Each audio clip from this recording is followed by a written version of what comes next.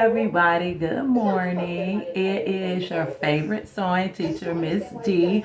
So I am going to be making a video of this wreath.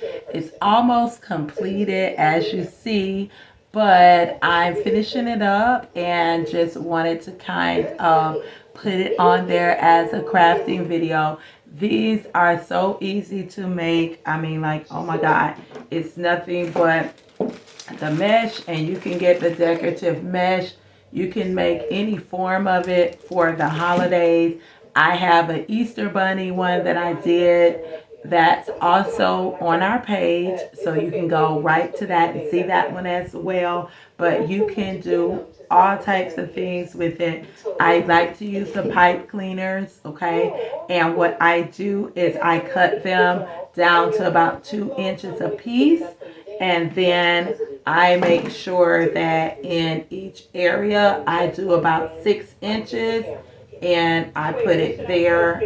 You're gonna ball it up every 6 inches so that when you start placing it on your wreath, it starts to make that real pretty turn. And before you know it, you have a really beautiful wreath, okay?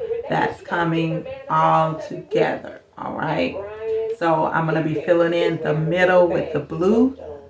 And because one of my close friends, the outside of her home is red and blue, and she doesn't want it to look really 4th of July-ish. So that's why I'm doing it with these colors and not using the white and using the brown or the earth tone, so that it won't have that 4th of July feel. So stay tuned and thank you for watching. Hey girl, hey boy, hey. So I am back. I am going to explain to you what I'm doing. You remember, guys, it's Miss D, okay? So you remember when I told you that every 6 inches or so, I am using the pipe cleaners to wrap. Now, normally you try as best as you can to get a color that matches the deco mesh that you're using. However, I've been doing so much Christmas stuff. I only have sparkly reds, blues. I had some leftover browns and whites. So I'm just using what I have, because the truth of the matter is nobody's going to see it after your wreath is done. So you're just going to take your time and do it. Now, the middle wire is where I'm attaching it because I'm doing the middle. So we've got 4 different spaces to the wreath. The outside wire, the middle. There are adjacent small wires in the inside where you can kind of do a zigzag method to keep it looking nice and full.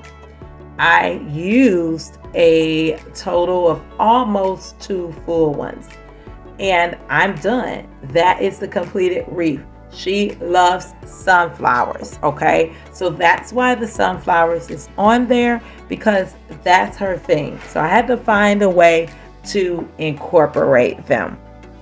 So I am so excited with this. It was very simple to do. So show me your wreaths, and until next time, bye.